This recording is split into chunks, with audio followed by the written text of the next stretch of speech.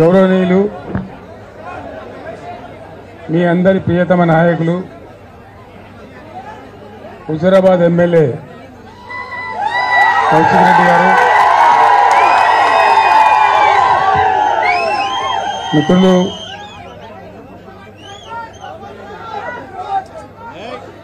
విద్యార్థి జీవితం నుంచి ఉద్యమంలో పాల్గొన్న మిత్రులు గెల్లు శ్రీనివాస్ గారు, మాజీ ఎమ్మెల్యే మిత్రులు రసమయ్య బాలకృష్ణ గారు, మాజీ ఎమ్మెల్సీ నారదాస్ లక్ష్మణరావు గారు, గౌరవనీయులు ప్రస్తుత ఎమ్మెల్సీ మీకు మంచి పాటలతో విషయమంతా చెప్పినటువంటి దేశపతి శ్రీనివాస్ గారు,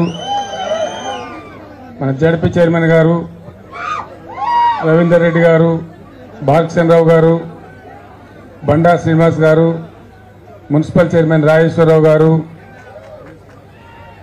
వేదికను అలంకరించినటువంటి ఎంపీపీలు, జడ్పీటీసీలు, ముఖ్య నాయకులందరికీ నమస్కారం. మీ ముందు వినోద్ కుమార్ గారు ఈరోజు పార్లమెంట్ ఎన్నికలు పోటీ చేస్తున్న విషయం మీకు తెలుసు. ఒకటే ఒక మాట ఎక్కువ చెప్పే అవసరం లేదు. 14-15 సంవత్సరాల తెలంగాణ ఉద్యమంలో చివరి దశకు వచ్చే టైంలో నేను ఒక మాట చెప్పిన. నేను చెప్పిన మాట ఏంటంటే,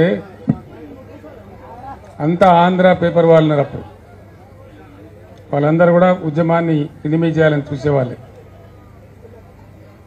హైదరాబాద్ నుంచి నేను ఢిల్లీ పోతా ఉన్నా. ఫైనల్ లాస్ట్ బాల్ అన్నమాట క్రికెట్లో.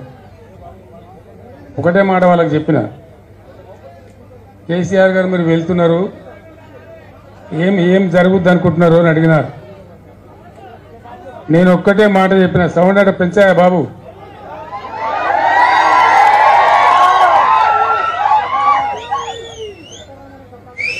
ఒకటే ఒక మాట నేను చెప్పిన ఆ రోజు. ఆంధ్రప్రదేశ్ రాష్ట్రం నుంచి ఇవాళ నేను ఢిల్లీకి వెళ్తున్నా, తెలంగాణ రాష్ట్రంలోనే మళ్ళా వచ్చి తిరిగి అడుగు పెడతా అని చెప్పిన. అంటే ఈ మాట చెప్పానంటే ఎంత ఆత్మవిశ్వాసం ఉండాలి, ఎంత ధైర్యం ఉండాలి, ఎంత నమ్మకం ఉండాలి. చిన్న విషయం కాదు.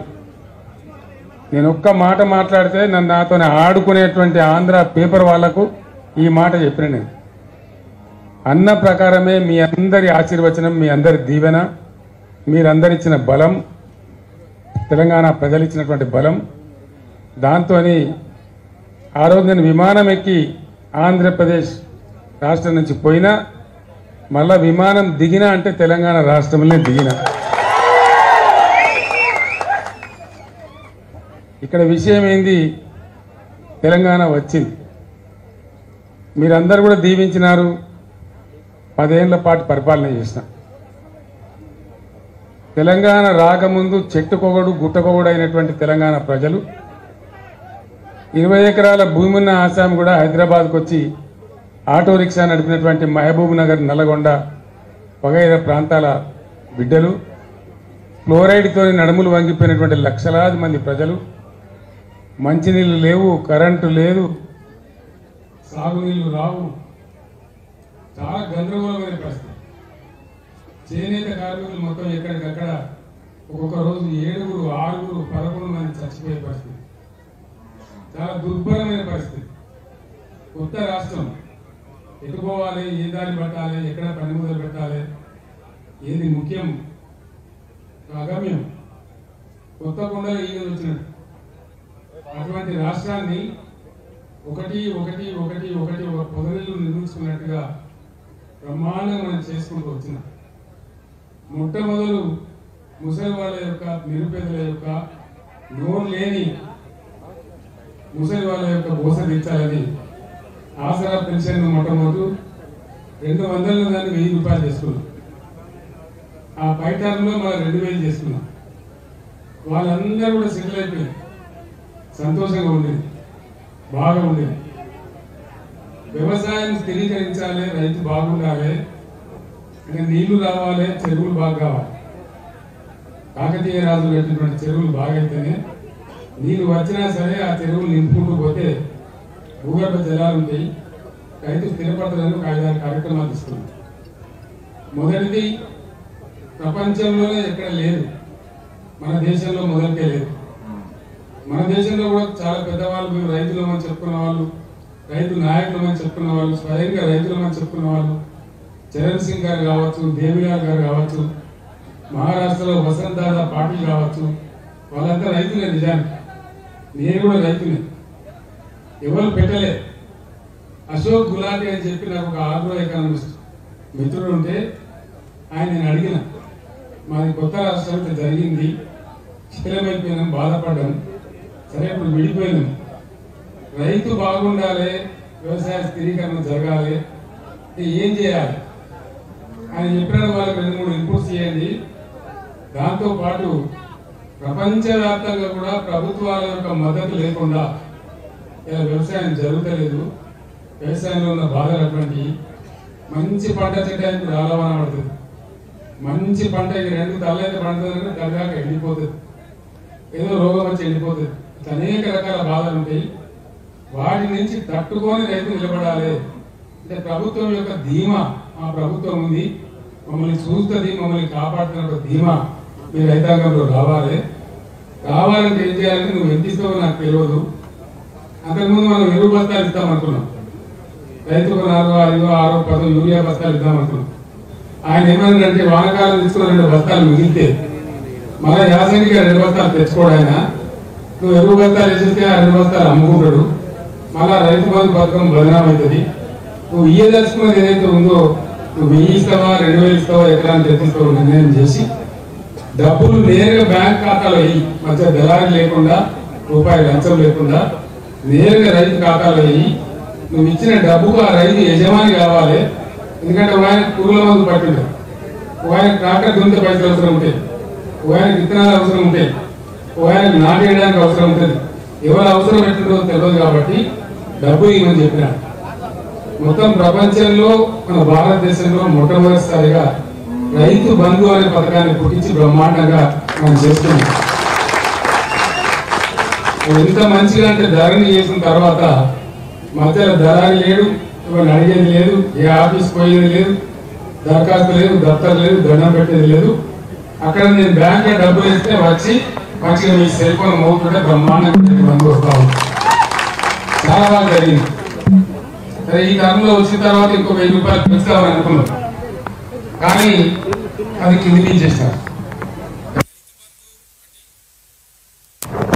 నిమిషం పాటు పోకుండా ఇచ్చే కరెంటు 2, సాగునీళ్ళు పటిష్టం చేసి కాళేశ్వరం పూర్తయిన తర్వాత గోదావరి నీళ్లు తెచ్చి కాలువ 8, 9 నెలలు 10 నెలలు పారేటువంటి కాకతీయ కాలువ ఈ కండాలు చూసినారు. ఇక సార్ నీళ్ళని దాకా వచ్చినాయి. అక్కడక్కడ భయంకరంగా తుంగ ముసిపోయింది చాలా దగ్గర. ఇక వద్దు అనే దాకా మా పొలాలు జాలు పడుతుంది అనే దాకా కూడా నీళ్లు వచ్చినాయి. నీళ్లు తెచ్చినాం, చెరువులు బాగు చేసినాం, కరెంట్ 24 గంటలు ఇచ్చినాం, రైతు బంధించినాం. ఎవరైనా రైతు దురదృష్టం కొద్ది చనిపోతే 5 లక్షల రూపాయలు వారం తిరిగే లోపల వాళ్ళకి జమ అయ్యేటట్టు చేసినాం. ఆ కుటుంబం రోడ్డు మీద పడద్దని.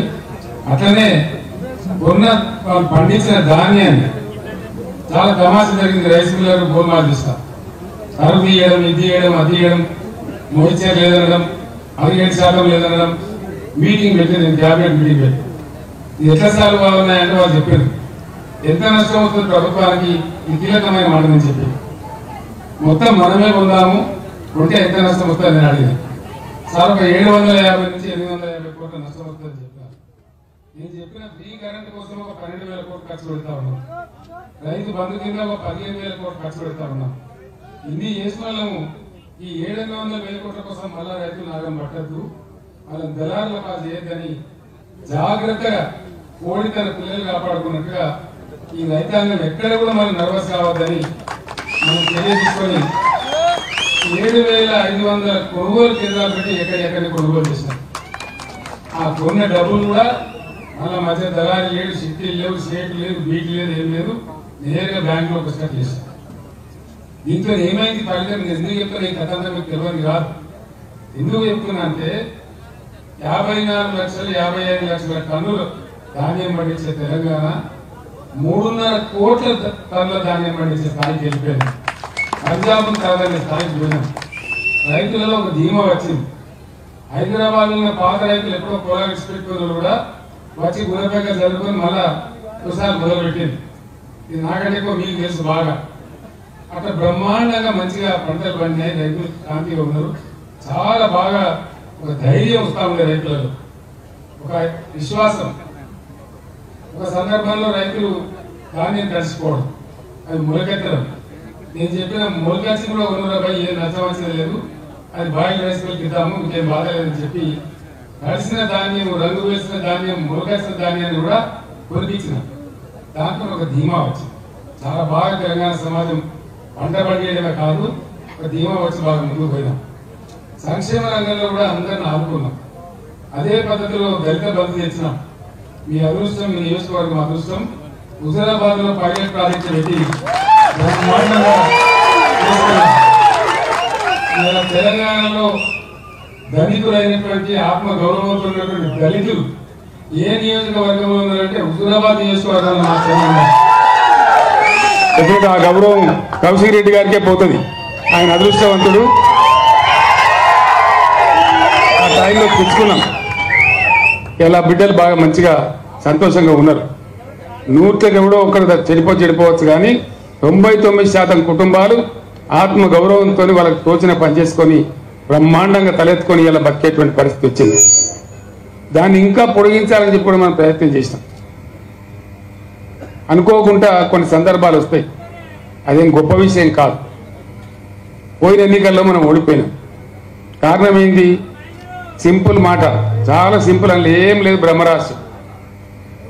మనోళ్ళకి జర అలవాటు కదా, జర మంచిగా కాగానే ఉబ్బుడు, జరంతా ఎడమెడం కాగానే సగ్గుడు, ఇదంతా మనకు అలవాటు. మన తెలంగాణ మనం ఇవన్నీ ఏమైపోయింది, నీళ్ళు ఏమైంది, మంచిగా మిషన్ భగీరథ నీళ్ళు వచ్చినాయి, ప్రతి ఇంట్లో నల్ల వచ్చింది, 24 గంటల కరెంట్ వచ్చింది, రైతు బంధు వస్తూనే ఉండే, ఆడిపోతుంది, ఇవన్నీ అయిపోయినాయి. వాడేమో 5,000 ఎక్కిస్తా అంటాడు కదా, 2 అన్న అక్కడ 4,000 పెన్షన్ అంటాడు కదా అని ఆయన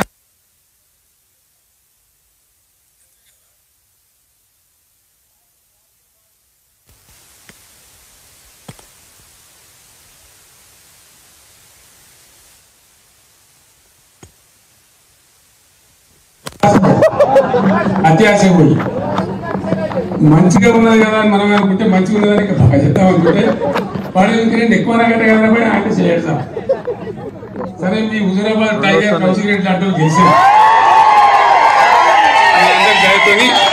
దీవించి గెలిపించింది.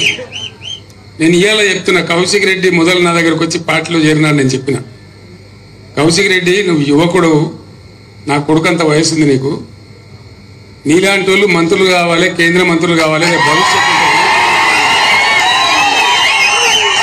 నీకు మంచి భవిష్యత్తు ఉంటుంది. నువ్వు ఇవాళ బై ఎలక్షన్కి ఆరాట పడకని చెప్తే ఆయన ఊకున్నాడు, నా మాట మన్నించి. నేను ఎమ్మెల్సీ వేస్తా అని చెప్పిన. అప్పుడు సీన్ను పెట్టుకుని గెలిచి ఆయన బాగా కొట్లాడిండు. తెలంగాణ ఉద్యమంలో నాతో పాటు ఉండి అనేక సార్లు జైలుకు పోయిండు, కొట్లాడిండు. విద్యార్థి నాయకుడు, ఒక ఉద్యమ నాయకుడిని పెట్టుకుందామని తీసుకొని పెట్టినాం. సరే, దురదృష్టం అప్పుడు గెలవలే. నేను చెప్పిన ప్రకారమే కౌశిక్ రెడ్డి గారు నేను ఎమ్మెల్సీ చేసిన, గవర్నమెంట్ విప్ చేసిన, మళ్ళీ మీరు కౌశిక్ రెడ్డిని ఎమ్మెల్యే గెలిపించి నాకు ఇచ్చినారు. ఇవాళ మీ అందరికీ కూడా నేను ధన్యవాదాలు తెలియజేస్తా ఉన్నా. ఈ నియోజకవర్గానికి మీకు డోకా లేదు. ఇది టెంపరీ సెట్ బ్యాక్. రాజకీయాలలో ఉండే వాళ్ళకు ఒక నిబ్బరం, ఒక ఇది ఉండాలి. ఏంది, మేము గెలిస్తేనే లెక్క, లేకపోతే లేదు అని ఎప్పుడు అనుకోవద్దు. ప్రజల కోసం పనిచేయాలి, ప్రజల జీవితంలో ఉండాలనుకున్న వాళ్ళు గెలిచినా ఓడినా ప్రజల కోసం పనిచేస్తూనే ఉండాలి. That is politics. ఒకసారి ఓడుతాం, ఒకసారి గెలుస్తాం, అది పెద్ద సమస్య కాదు. నేను ఇలా చెప్తా ఉన్నా మీకు. తిరిగి వచ్చిన తర్వాత ఇంకా 5 రోజులు పోవాలి నేను. తెలంగాణ మళ్ళీ ఇప్పుడు మర్రబడ్డది అయిపోయింది, తెలిసిపోయింది కదా. మొదటి దెబ్బనే పడే రైతు బంధు మన ముఖ్యమంత్రి పోయి నేను 9 తారీఖులో కూడా మొత్తం ఎత్తా అంటాడు. ఏది పంటలు కోసి పంటలు వచ్చి జోకుతుండ్రు దిక్కు. నాటేసేటప్పుడు ఇస్తాడా, ఎవడన్నా జోకేటప్పుడు ఇస్తాడా? అంటే ఎంతపాటి పరిపాలన. ఇంకొక మాట, ఇలా పేపర్ చదివితే నిజంగా నా కళ్ళలో నీళ్ళు వచ్చినాయి. జాతీయ స్థాయిలో, అంతర్జాతీయ స్థాయిలో చాలా కష్టపడి రాష్ట్రం యొక్క గౌరవాన్ని పెంచినాం. ఐటీ రంగంలో కానీ పరిశ్రమల రంగంలో కానీ బ్రహ్మాండమైన పెట్టుబడులు వస్తూ ఉండే తెలంగాణకు. నరేంద్ర మోడీ కూడా అసూయపడేంత పెట్టుబడులు వస్తూ ఉండే. ఇవాళ చదివితే ఓ 1000 కోట్లు పెట్టుబడి పెట్టే కంపెనీ మద్రాసుకి వెళ్ళిపోయింది, తమిళనాడు రాష్ట్రానికి వెళ్ళిపోయింది. ఇవాళ చూస్తే అల్యూమినియం అండ్ ప్లాస్టిక్ ఇండస్ట్రీకి కరెంటు కోతలు పెడుతున్నది ప్రభుత్వం. రోజుకు 5-6 సార్లు ట్రిప్ అవుతున్నది. వాళ్ళ మధ్యలో ప్రాసెస్లో పని ఆగిపోయి వాళ్ళు పెదవి విరుస్తున్నారు. ఇక తెలంగాణ లాభం లేదు, వెళ్ళిపోవాలనుకుంటున్నారు అని చెప్పి వార్త వచ్చింది. నాకు చాలా బాధ కలిగింది, చాలా దుఃఖం కలిగింది. 4-5 నెలల దుర్మార్గులు ఎంత పని చేసిరి, ఎంత మంచిగా ఉన్న తెలంగాణ ఎట్లా ఆగమైపోయాయి, ఇది ఎట్లా అని చెప్పి చాలా బాధపడ్డాం. ఈ బాధ నివారణ కావాలి. నేను మీ అందరినీ ప్రార్థించేది ఒకటే, 2001లో తెలంగాణ జెండా ఎత్తినాడు హుజురాబాద్ గడ్డ ఆనాడు పెద్ద నాయకులు లేకపోయినా బ్రహ్మాండంగా జడ్పీటీసీలు ఎంపీపీలు గెలిపించిన గడ్డ హుజురాబాద్ గడ్డ 2001లోనే. దాని ఫలితమే మనకు తెలంగాణ వచ్చింది, బ్రహ్మాండంగా ఉన్నాం. తెలంగాణ ఉద్యమం అయిపోలే, ఇంకా ఉన్నది. తెలంగాణ పునర్నిర్మాణ ప్రక్రియ కూడా ఇంకా ముందుకున్నది, మన బాధ్యత అయిపోలే. అందుకోసం దయచేసి నేను మీ అందరినీ కోరేది ఒకటే మాట చెప్తాను మీకు. నేను ఇంత జల్దీ 4-5 నెలల్లోనే ప్రజల నుంచి ఇంత వ్యతిరేకత కొనుక్కున్న ఈ ప్రభుత్వం కొసముట్టే ప్రభుత్వం కాదు. రెండవది, 100% నేను మీకు చెప్తా ఉన్నా, మీరు నా మాట మీద విశ్వాసం ఉంచండి. మళ్ళా బ్రహ్మాండంగా ఎప్పుడు అసెంబ్లీ ఎలక్షన్ వచ్చినది, మధ్యలో వచ్చినా కొసకొచ్చినా ఎప్పుడు వచ్చినా ఖచ్చితంగా మళ్ళా మన గవర్నమెంటే వస్తుంది. దాంట్లో ఎవరికి కూడా అనుమానం అవసరం లేదు, 100% వస్తుంది. మనం పనిచేసేది బాకీ ఉన్నది, ఇంకా చాలా మంచి జరగాల్సిన అవసరం ఉన్నది. 365 రోజులు నీళ్లు రావాల్సిన అవసరం ఉన్నది. నాకు 2 విషయాలు మీరు మామూలుగా చిన్న ముచ్చట, 9 ఏళ్ళు బ్రహ్మాండంగా వచ్చిన కరెంటు ఎందుకు వస్తలేదు? నడిచిన తోవే కదా. మీరు కొత్తగా గడపార్లు పడి తవ్వేది లేదు, బాయిలు తవ్వేది లేదు, పుడికలు తీసేది లేదు. నడిచినట్టు నడిపితే అయిపోయేది కదా. వస్తలేదు కదా, కోతాను కదా, కోతలు పడుతున్నాయి కదా. మంచినీళ్ళు ఎందుకు మాయమైనా నాకు అర్థం కాదు. మిషన్ భగీరథ మళ్ళా బిందెలు బట్టి మోసుడేంది? ఇంతకన్నా దుర్మార్గం ఉంటుందా? దవాఖానాలు మంచిగా చేసినాం, ఫస్ట్ క్లాస్గా చేసినాం. కేసీఆర్ కిట్ అని వ్యాన్లు పెట్టి బండ్లు పెట్టి అమ్మాయిలను తీసుకెళ్లి ప్రసవం చేయించి మళ్ళీ పైసా ఖర్చు లేకుండా ఇంటికాడ దించినాం. వాళ్ళ చేతులు ఆడపిల్ల పుడితే 13,000 పెట్టి, మగ పిల్లవాడు పుడితే 12,000 పెట్టి బ్రహ్మాండంగా ఓ కేసీఆర్ కిట్ ఇచ్చి వాళ్ళని ఆదుకున్నాం. ప్రైవేట్ దోపిడీ బంద్ అయిపోయి గవర్నమెంట్ దవాఖానాల ప్రసవాలు బాగా అయినాయి. మళ్ళీ ఇప్పుడు తారుమారు అయిపోయింది, కింది మీద అయిపోతా ఉంది. కేసీఆర్ కిట్ లేదు, న్యూట్రిషన్ కిట్ లేదు, ఆ కథ లేదు. 2 వార్తలు వచ్చినాయి ఇవాళ. వరంగల్ ఎంజీఎంలో దుర్భరమైన పరిస్థితుల్లో ఎయిర్ కండిషన్లు పనిచేస్తలేవు, కొత్తగా ఉంటే చిన్నపిల్లలు ఎండకు అల్లాడుతున్నారని ఆ తల్లులు గోసపడుతున్నారని చెప్పి పేపర్లో వార్త వచ్చింది. అట్లనే ఆదిలాబాద్ జిల్లా రిమ్స్లో కూడా చాలా దారుణంగా ఉన్నది, చచ్చిపోయిన పీనుగులు దుర్వాసన పడుతున్నాయని చెప్పి మార్చిలు చేయాలంటే డాక్టర్లు భయపడుతున్నారని వార్తలు వచ్చింది. గింత మాయలేమే, గింత తొందరలనే, గింత ట్రాక్ పెట్ట తప్పుతుంది. ఏం కారణం అంటే ఇప్పుడు ఉన్న పరిపాలకులకు ఒక పద్ధతి, పాడు, ఒక వ్యవహారం చేసేటువంటి దక్షత, ప్రజల మీద ప్రేమ, ఎట్లన్నా చేసి రాష్ట్రాన్ని కాపాడాలనేటువంటి వ్యవహారం లేదు కాబట్టి ఈ దుర్మార్గాలను వస్తూ ఉన్నాయి. అంటే దాని అర్థమైంది, వీళ్ళ వల్ల కాదు, వాళ్ళు చెయ్యరు, చెడగొడతారు, మళ్ళీ బాగు చేయాల్సింది కూడా మన బాధ్యతనే ఉంటుంది. మళ్ళా మనం వచ్చేదాకా ధీటుగా పనిచేసి తెలంగాణ రాష్ట్రం కోసం, ప్రజల కోసం ఈ పార్టీని ముందర తీసుకొని పోవాలి. మధ్యలో ఇప్పుడు వచ్చినాయి పార్లమెంట్ ఎలక్షన్. మీరందరు పేపర్లలో చూస్తున్నారు. నరేంద్ర మోడీ నేను మీ గోదావరి తీసుకుపోయి తమిళనాడుకు, కర్ణాటక ఇస్తా బాజాబ్తో చెప్తున్నాడు. ఆయన రాష్ట్ర ప్రభుత్వానికి పంపించండి ప్రపోజల్. కుయ్యమంటలేడు, కుట్టుమంటలేడు ముఖ్యమంత్రి. ఏం మతలవు, ఏం కారణం? ఉన్న గోదావరి పరాయి పాలైతే మన బతికేం కావాలా? ఈత గోదావరి పోతే గోదావరి కదా మన నీళ్ళు వచ్చేది. అది పోయిన తర్వాత మంచి నీళ్ళు ఇవి, తాగునీళ్ళు ఇవి, తెలంగాణ బతికేది. ఇంత ప్రధానమైన విషయం మీద కూడా ఆయన మాట్లాడతలేడు. అదే నేను ఉన్నప్పుడు మోడీ ప్రపోజల్ పెడితే ముందు నా లెక్క తేల్చు, నా తెలంగాణ వాటా తేల్చు, ఆ నీళ్ళడ పెట్టు, అప్పుడు మాత్రమే నేను దీని మీద మాట్లాడతా. కానీ అప్పటిదాకా నువ్వు మాట్లాడితే నువ్వు 1,00,000 మీటింగ్లు పిలిచినా నేను రాను, నువ్వేం పిక్కుంటావో పిక్కు అని చెప్పింది. అప్పుడేం కదలలే, ఆ ఫైల్ ఆగిపోయింది. కానీ ఇప్పుడు ఇది ఒక నిరర్ధక ప్రభుత్వం ఉందనే ఉద్దేశంతో వాళ్ళు ఇష్టం వచ్చినట్టు ఆడుతున్నారు. పార్లమెంట్ ఎన్నికలలో మనోళ్ళే 14 మందో 12 మందో ఎంపీలు పార్లమెంట్లో ఉంటే ఇటువంటి ప్రతిపాదన వస్తే లేచి ఎగిరి దుంకి అందుకుంటారు గొంతు. నువ్వు ఎట్లా తీసుకుపోతావు బిడ్డ అంటారు. ప్రశ్నించేవాడు ఉంటాడు. తెలంగాణ వాయిస్ ఉంటుంది. ఇక్కడ లేనది అక్కడనే ఉండాలి కదా మనం. అక్కడ లేక ఇక్కడ లేక ఆగమైపోతే ఎవరు కాపాడాలి మనం? అందుకోసం ఎట్టి పరిస్థితులలో బ్రహ్మాండంగా బీఆర్ఎస్ గెలవాలి పార్లమెంట్ ఎలక్షన్లలో. వినోద్ కుమార్ గురించి నేను చెప్పాల్సిన అవసరం లేదు. ఆయన గతంలో కూడా ఎంపీగా పనిచేసాడు. నడవలసిన సంజయ్ అనే సన్నాసి ఏం చేసిండో మీకు తెలుసు. అలా తంబాకు నవ్వులు అన్నప్పుడు మాట్లాడు తప్ప దీని మీద వాడు అని తిప్పుడు తప్ప తిట్ల పురాణం తప్ప ఇంకోటి లేదు. మనకు ఎందుకు ఆ తిట్ల పురాణం ఎందుకు, ఆ పంచాంగం ఎందుకు, ఆ పంచాయతీ ఎందుకు? చదువుకున్నాడు, విద్యావంతుడు, అడ్వకేటు వినోద్ లాంటి వ్యక్తి గెలిస్తే మన హక్కుల కోసం కొట్లాడతారు, మన గోదావరిని కాపాడతారు, మన నిధుల కోసం కొట్లాడతారు. ఇలా నేను హుజూరాబాద్లో ప్రత్యేకంగా నేను రావాల్సిన అక్కడే ఉండే కౌశిక్ రెడ్డి తను ఎంత పొడుగున్నాడో అంత భారీగా చేద్దాం అనుకున్నాడు. నేను 50,000 మంత్రం చేస్తాను రాత్రి కూడా, సాయంత్రం 5,000 మాకు కూడా ఉపరం ఎక్కున్నదని అడిగితే నేను ప్రోగ్రాం ఒప్పుకున్నా. కానీ ఆ బస్సు యాత్ర మీద వస్తున్న జనము ఆ కథ చూసి ఇద్దరు బదులుకొని ఆయన నా మీద ఒక ప్లేట్ ఇచ్చి 48 గంటలు నిషేధం ఉన్నది. నేను మంచి మాట రాబాయి కాంతి దేవుడు ఉన్నాడు అంతే కదా. పొట్టోనెత్తి పొడుగోడు పెడితే పొడుగోడు ఎత్తి కోసమ కొట్టింది. ప్రజలు ఉంటారు, న్యాయం చెప్తారేం బాధ లేదు అని సపరేట్గా 48 గంటలు నేను మూసుకున్నాను. దానిలో హుజూరాబాద్ ఎగిరిపోయింది. దానికి నేను నా మీద బాగా సాగిస్తాడు. నువ్వు ఆందాక పోయిన ఎత్తపోతావు, పోతే పోయినావు కానీ ఏ తిప్పాలని పడి మంచి రాలక ఏ రాత్రి కానీ ఇడికే రా, ఈయనే ఉండాలి, నేను ఈ సంగతి అయితే చూసి పంపిస్తాను. మిమ్మల్ని అందరినీ జమ చేసి దాని ఉద్దేశం ఏంది? గుట్టకొచ్చిన కోసం పెట్టబెట్టకపోతుందా? నేను ఒక 200 మందితో బొట్టు పెట్టించింది. రాత్రి పడుకోవడానికి గడ్డ పట్టింది నాకు. వాళ్ళ తప్పు కాదు కదా, పక్కలు మంగళారతి పట్టుకొని నూనె ఆ నూనె కుంకుమ పెడతారు అడగాలంటే ఒకసారికి పోదు. ఇక బాధ నేను పడే బాధ మీకు తెలియదు, కథలు ఉంటాయి. అదే అయింది. ఫోటోలు దిగాలన్నాడు, ఒక దమ్ము నూకుడు నొక్కితే నేను 3 మాట పడగొని నిలబడ్డాను అంతే కదా. అయితే నేను ఒక మాట చెప్తున్నా, ఆయన తప్పు లేదు. నేను మీకు ప్రామిస్ చేస్తా ఉన్నా, ఒక రోజు 24 గంటలు ఈయనే ఉండేటట్టు ఇక్కడనే ఉండేటట్టు నేను హుజూరాబాద్కి వస్తాను. 1000 కాదు 4,000 ఫోటోలు అంటే దిగుదాం.